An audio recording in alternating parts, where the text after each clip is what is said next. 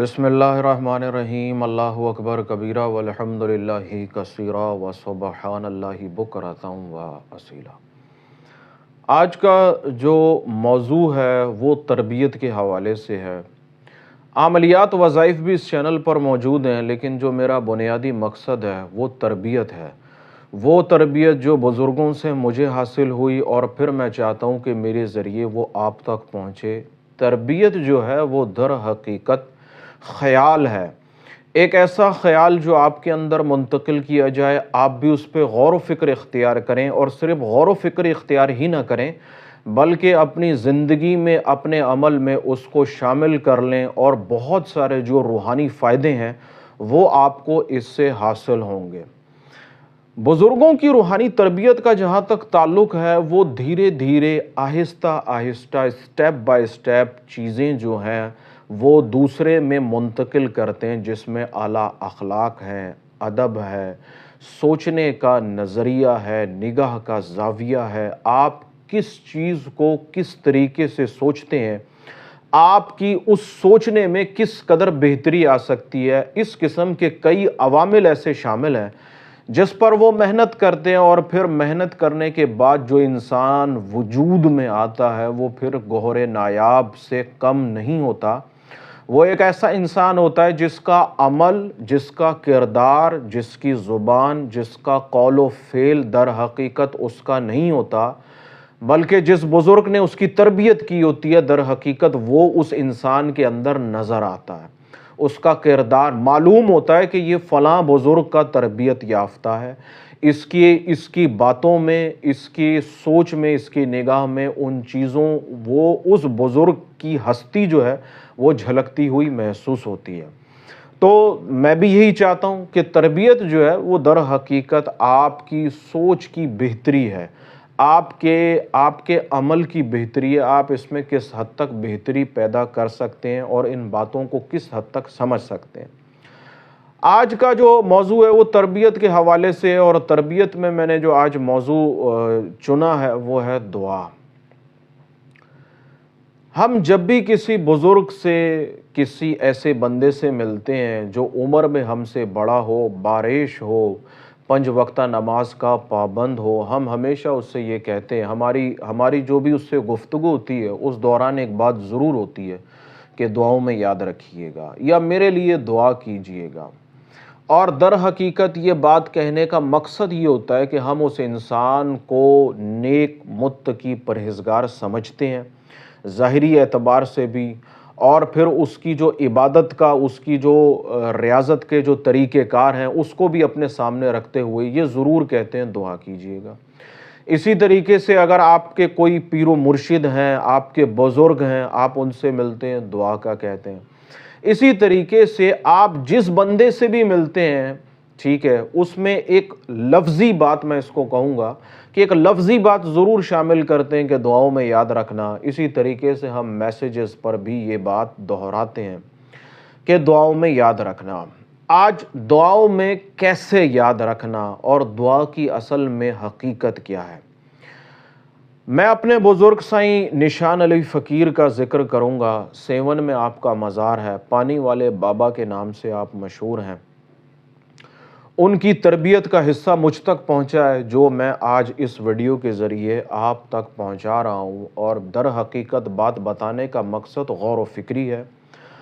बुज़ुर्गों की बातें जो हैं उसके अंदर हिकमत भी पोशीदा होती है, उसके अंदर गौर व फ़िक्री भी होती है, उसके अंदर इल्म का एक समंदर बंद है।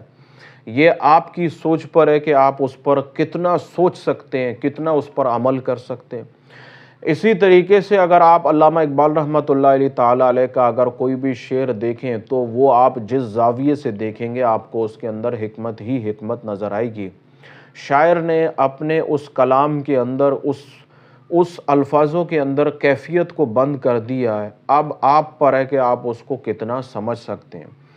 ज़रूरी नहीं कि ये अल्लामा इकबाल के आशार पर ही बात हो, आप जितनी भी कुतुब हैं, चाहे वो कश्फुल महजूब हो, चाहे फतुहात मक्किया हो, हज़रत शेख मोहिउद्दीन इब्न अरबी की कुतुब हैं, आप لکھنے والے نے اپنی کیفیت کو، اپنے علم کے معیار کو، اپنی بات کو ان الفاظوں کا لبادہ اڑا کر آپ کو دے دی ہیں۔ اب یہ آپ پر ہے کہ آپ اس کو کس نظریے سے، کس زاویے سے سوچتے ہیں اور کتنا غور و فکر کرتے ہیں۔ صرف کتابیں ہی نہیں بلکہ یہ جو باتیں میں آپ سے کر رہا ہوں در حقیقت یہ بھی اسی طریقے سے ہے۔ میں نے اپنی بات کو، اپنی کیفیت کو، بزرگوں کی باتوں کو آپ کے سامنے پیش کیا۔ آپ کے اوپر ہے کہ آپ اس سے کتنی اہمیت دیتے ہیں، کتنا سوچتے ہیں، کتنا غور و فکر کرتے ہیں۔ تو بابا نشان علی فقیر کہتے ہیں 2 قسم کی دعائیں ہوا کرتی ہیں۔ نمبر 1، ایک وہ دعا جو آپ الفاظی طور پر کہتے ہیں، ٹھیک، کہ میرے لیے دعا کرنا، مجھے دعاؤں میں یاد رکھنا، چاہے وہ بزرگوں سے ہو، میسیجز پر ہو، کسی بھی بارش بزرگ انسان سے آپ کہتے ہیں۔ ایک تو یہ طریقہ کار ہے۔ دوسرا طریقہ کار جو ہے، بابا کہنے لگے کہ ایک چیز ہے دعا کا بنانا، دونوں باتیں الگ ہیں۔ اب پہلی بات کو لیتے ہیں۔ اب آپ نے کسی سے کہا کہ میرے لیے دعا کرنا یا مجھے دعاؤں میں یاد رکھنا، اب آپ نے کہہ دیا، بات آئی گئی ہو گئی۔ اب اس بندے کو وہ آپ کی بات یاد رہی یا نہ رہی، وہ بات ختم ہو گئی۔ ہو سکتا ہے وہ بات آپ کا کہنا اسے یاد رہے، اور یہ بھی ہو سکتا ہے کہ وہ آپ کے کہنے کو بھول جائے۔ اس کے اندر جو ہے وہ گنجائش کا پہلو موجود ہے کہ وہ بھول بھی سکتا ہے، وہ کر بھی سکتا ہے۔ تو یہ وہ باتیں ہیں جو ہمارے معاشرے کے اندر بہت عام ہیں، ہم ایک دوسرے سے اس کو کہتے رہتے ہیں۔ تو یہ تو ہو گئی ایک قسم۔ اب آتے ہیں دوسری قسم کے دعا کا بنانا، اور دعا کا بنانا دعا کا کہنے سے زیادہ افضل ہے، برتر ہے۔ وہ کس طریقے سے؟ اب بات یہ پیدا ہوتی ہے کہ دعا کا بنانا، دعا بنائی کیسے جاتی ہے، دعا کیسے بنائی جائے؟ تو بابا سرکار رحمۃ اللہ علیہ فرماتے ہیں کہ دعا کا بنانا در حقیقت عمل سے اس چیز کو ثابت کرنا ہے۔ مثلاً مثال کے طور پر آپ نے کسی بزرگ کی کسی بھی حوالے سے کوئی خدمت کر دی، تو یہ در حقیقت دعا کا بنانا ہو گیا۔ اب وہ بزرگ ہستی، اس نے آپ کی بات کو یاد رکھا یا نہیں رکھا، آپ نے جو اس کے ساتھ حسن سلوک کیا، اس کی کسی بھی حوالے سے کوئی خدمت کی، در حقیقت یہ خدمت کرنے کا عمل ہی دعا کا بنانا ہے۔ مثلاً جیسے بابا سرکار ایک مثال دیتے ہیں، مثال کے طور پر تم نے ایک بھوکے پیاسے کتے کو پانی پلایا، ٹھیک ہے؟ پانی پلانے کے بعد اس کتے نے جب پانی کو پیا تو اس سے جو اسے راحت محسوس ہوئی، تو وہ راحت ہی در حقیقت تمہارے لیے دعا ہے۔ اسی طریقے سے جو لوگ پرندوں کو، حشرات الارض کو رزق ڈالتے ہیں، دانے کا انتظام کرتے ہیں، پانی کا انتظام کرتے ہیں، یا بلی کتے وغیرہ کو گوشت ڈالتے ہیں، تو در حقیقت یہ دعا کا بنانا ہے۔ اب آپ اس جانور سے، اس پرندے سے یہ تو نہیں کہہ سکتے کہ میرے لیے دعا کرنا، نہ وہ آپ کی ان باتوں کو سمجھ سکتا ہے، بلکہ آپ نے جو عمل اس کے ساتھ کیا، اس سے اس نے اس بات کو جان لیا، اس سے اس کو جو راحت حاصل ہوئی، اس سے اسے جو سکون حاصل ہوا، در حقیقت یہی آپ کے لیے دعا کا بنانا ہے۔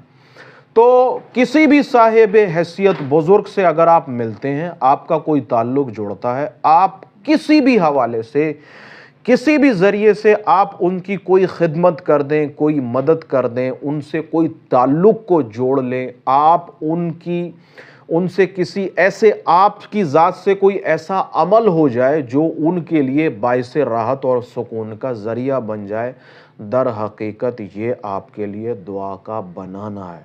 اور جو لوگ دعائیں بناتے ہیں، انہیں دعاؤں کو کہنے کے لیے ضرورت نہیں پڑتی کہ میرے لیے دعا کیجیے گا، بلکہ آپ کا عمل ہی آپ کے لیے دعا بن جاتا ہے۔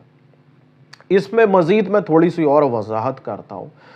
مثال کے طور پر آپ کسی بزرگ سے وابستہ ہیں، آپ ان کی خدمت بھی کرتے ہیں، آپ ان سے محبت بھی کرتے ہیں، اس تعلق میں آپ نے استقامت کو اختیار کیا ہوا ہے، اور آپ ان کے پاس جاتے رہتے ہیں، ان کی باتوں پر عمل بھی کرتے ہیں، ان سے در حقیقت آپ کسی نہ کسی نظریے سے فیض یافتہ ہیں، کچھ ان کا آپ سے تعلق ہے، تو پھر آپ کی یہ جو محبت ہے، آپ کا یہ جو تعلق ہے، آپ کی یہ جو خدمت ہے، اس خدمت میں آپ کو اس بزرگ سے یہ بات کہنے کی ضرورت نہیں ہے کہ آپ میرے لیے دعا کیجئے گا۔ آپ کا عمل اس انسان کو مجبور کر دے گا کہ وہ لا محالہ غیبانی طور پر آپ کی پشت پر، آپ کی غیر موجودگی میں وہ اللہ تبارک و تعالیٰ سے ضرور بالضرور آپ کے لیے دعا گو ہوگا۔ ہمارے معاشرے کے اندر ہم نے دعا کے جو لفظ ہے اس کو بڑا الفاظی طور پر استعمال کیا ہے، ہم لوگوں سے دعاؤں کا کہتے رہتے ہیں، دعاؤں کا بولتے رہتے ہیں، اور در حقیقت اس کا تعلق ہمارے ارادے سے نہیں ہوتا بلکہ الفاظی ہوتا ہے۔ مثلا کسی سے ملے تو بول دیا کہ مجھے دعاؤں میں یاد رکھنا، یا ملاقات کے اختتام پر کہہ دیا کہ اچھا جی مجھے دعاؤں میں خصوصی طور پہ یاد رکھنا۔ تو یہ جتنی بھی باتیں ہیں نا، یہ سب ہماری الفاظی ہیں، جس طریقے سے ہم لفظی طور پر اللہ تبارک و تعالیٰ کا شکر ادا کرتے رہتے ہیں، شکر الحمدللہ، ہر بات پر اللہ تیرا کروڑا شکر ہے، یہ سب چیزیں جو ہیں وہ الفاظی ہیں۔ اگر آپ ان کو قلب کی گہرائیوں سے ادا کریں گے، اس سے جو کیفیت پیدا ہوگی، اس سے جو حقیقی شکر پیدا ہوگا، اس کا جو مزہ ہے، اس کا جو لطف ہے، اس کا جو فیض ہے، فائدہ ہے، وہ آپ کو الگ حاصل ہوگا۔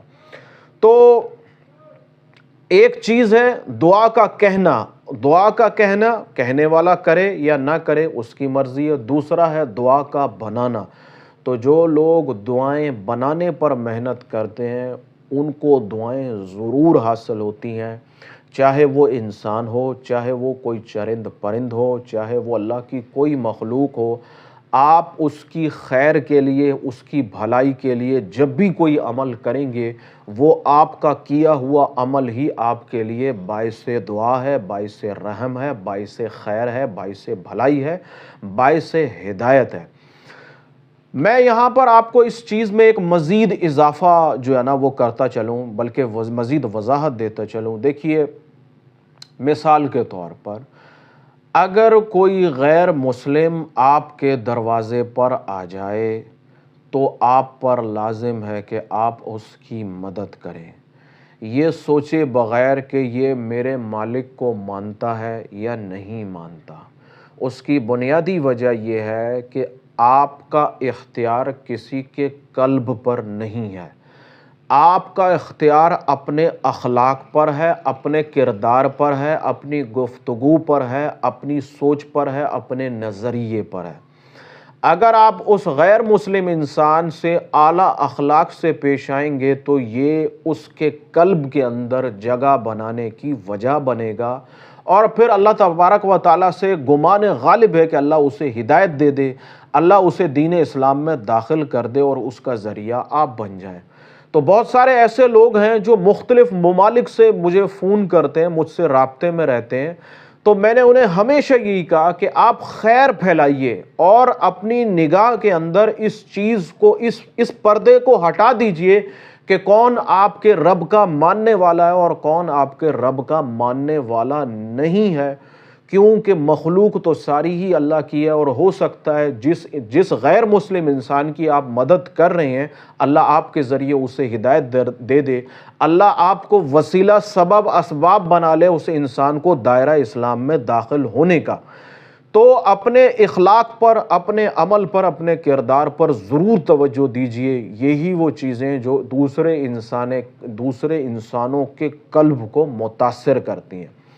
تو اب دعا بنانے کے لیے ضروری نہیں کہ کوئی مسلمان ہی ہو، ضروری نہیں کہ کوئی انسان بھی ہو، آپ چاہیں تو ایک چونٹی پر رحم کر کر بھی اللہ تبارک و تعالیٰ سے دعا کو منوا سکتے ہیں۔